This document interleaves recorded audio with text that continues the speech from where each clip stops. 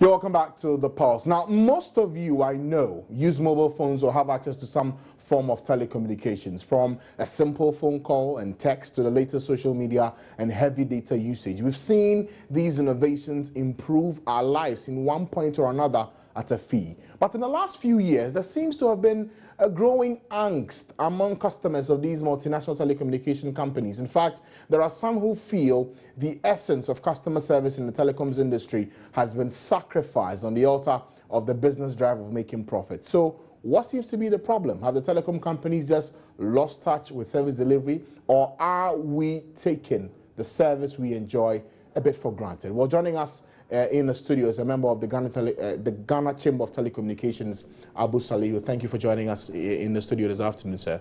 Good afternoon. Right. So for this segment, we actually put up a post on Facebook for people to bring in and voice out their concerns, so you can respond to them directly for us. I know the major challenge has been about improvement in service delivery. For you, for the chamber, how important do you take people's views and comments when it comes to the quality of service they get?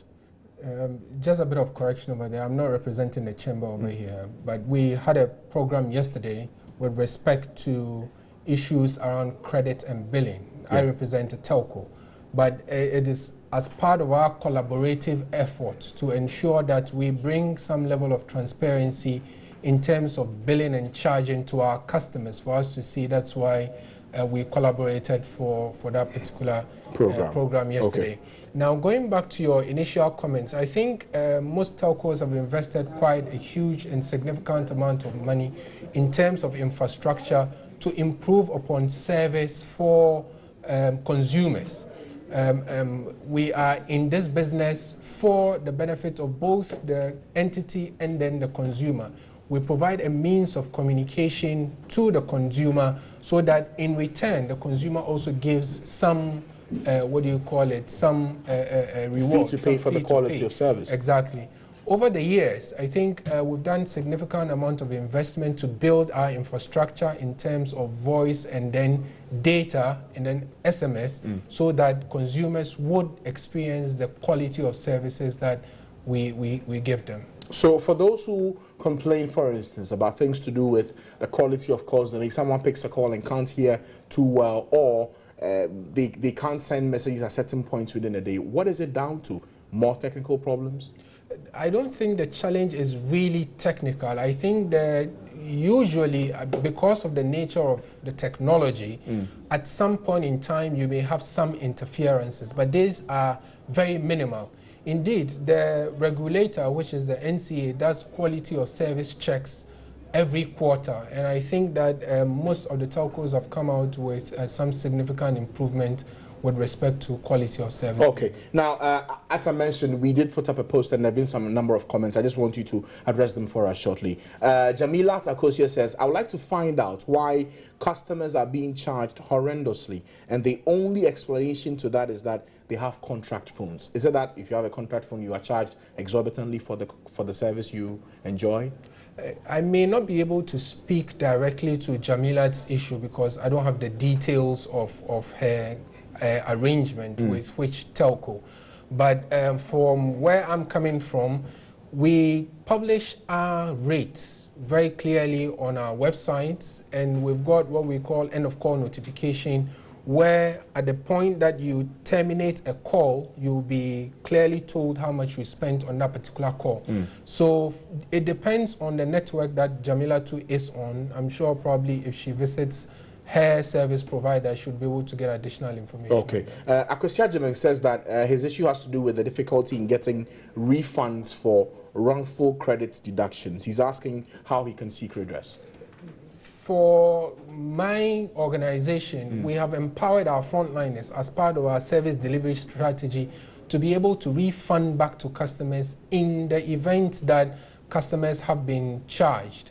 So I can speak for my operator, we have empowered the frontliners to be able to do that refund. Once the frontliner sits down and investigates the issue and realizes that there is a need for a refund, he is just refunded immediately. He doesn't need to go to the back office. Okay.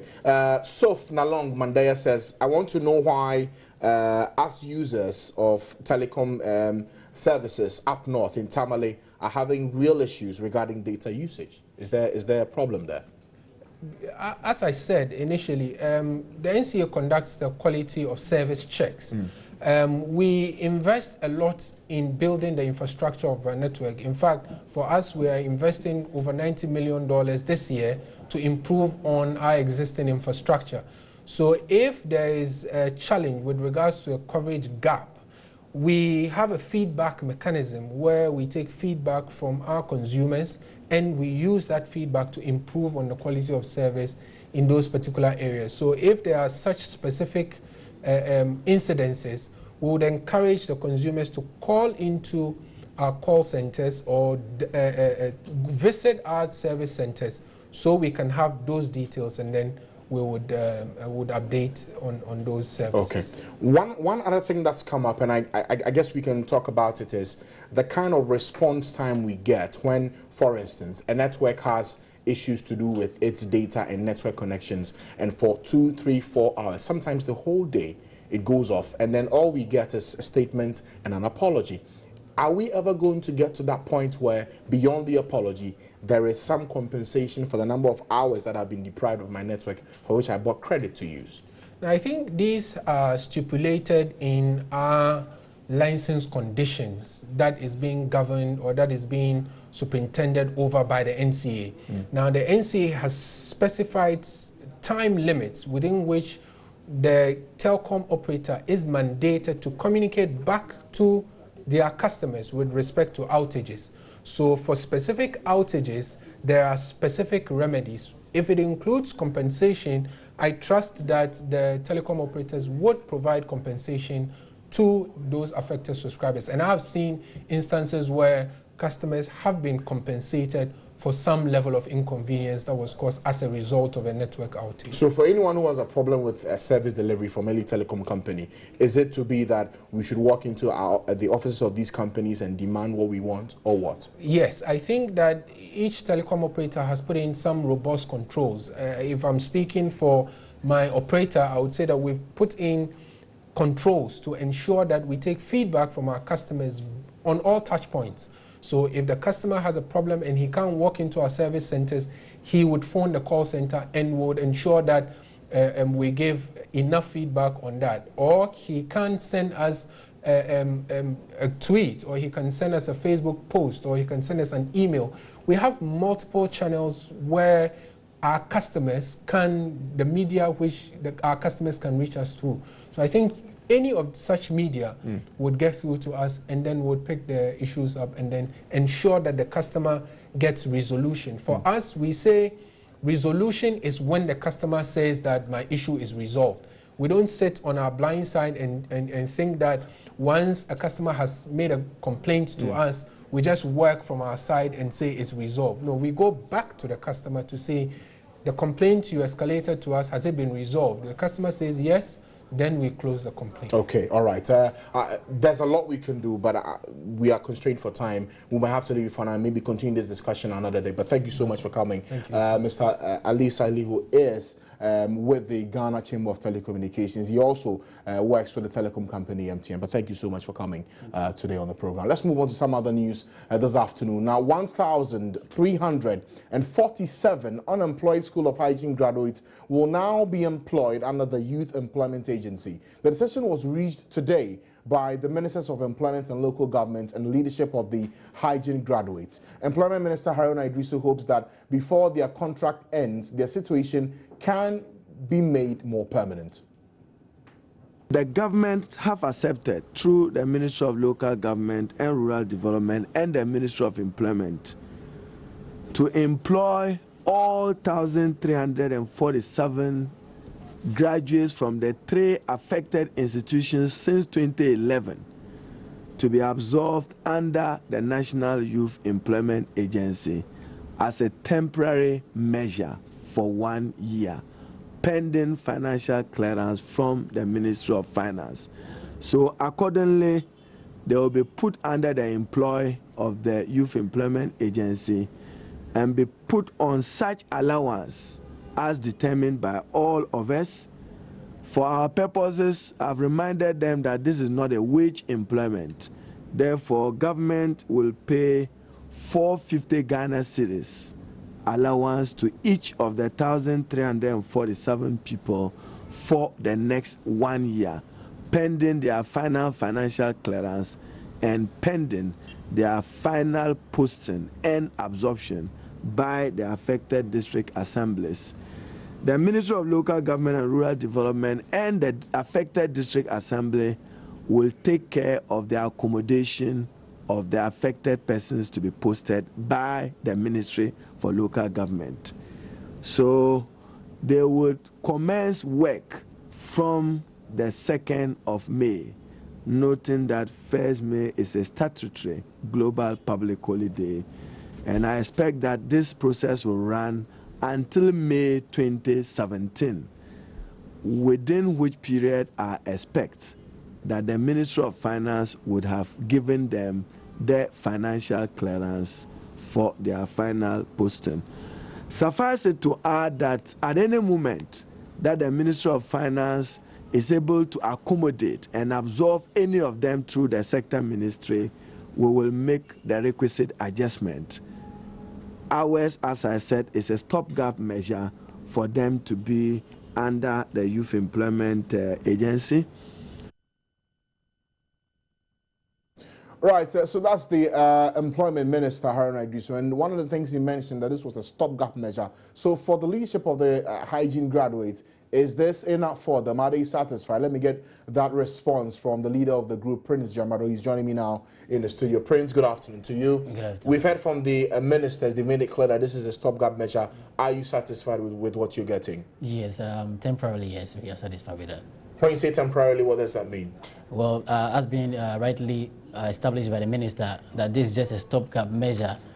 We are yet to definitely get our permanent posting. So being engaged within 1 year, it's temporarily, yes, we are satisfied with that. And we're just waiting for the main one to be effected after this one. Okay. Now, when you started all these negotiations for jobs, you certainly wanted permanent jobs. Exactly. For your members, is this enough? Will this sustain you in terms of how you want to live as graduates who've gone to school and have studied hygiene? Will this be enough for you, really? Well, when the word enough comes to being, I wouldn't say it will be enough to sustain us, because having trained, we all have the motive that you'll be employed one day and then you work as a permanent staff. But our situation for the 5 years now, we've not been employed. We've done so many things which is not even in relation to what we have studied. And even our name, as we call ourselves, concerned environmental health officers and assistants, we believe that we need to still serve Mother Ghana no matter what the circumstance. So when this proposal was brought on board, we thought it wise that we can't just sit back whilst the nation's resources were used to train us, lie idle doing nothing. So why not engage ourselves, serve Mother Ghana in our capacity till the right things are done for us. Okay, will it still be hinged on the state employing you guys as the only means of survival, or you're looking at this as a measure for where you prepare and enter the private sector so you do not come back full circle a year later to complain about you not having jobs? Well, this whole issue about our engagement by government started with a bond which we have with the government before undergoing the training. In our acceptance letter, it was stated categorically that the moment you've accepted to be trained, government will use the state's resources to train you, and then you undergo a bond. After your training, government would then employ you to work as a government employee. Now, having gone through all these and then perhaps played our role by successfully completing, we also see to the government to fulfill its part. Unfortunately, this has not been done. So yet, we still look forward for the government to employ us, but not necessarily after this, then we vie for our work in the private sector. And the reason I ask that question is this. Do you even think being bonded in the first place to study and come and work for the state is the best option, considering the history you've had? You've been home for almost 5 years without a job, sitting idle, not being able to work. Is this the way to go? Maybe should we change all of this so you can learn and maybe work generally, be employed based on merit and not because you're bonded?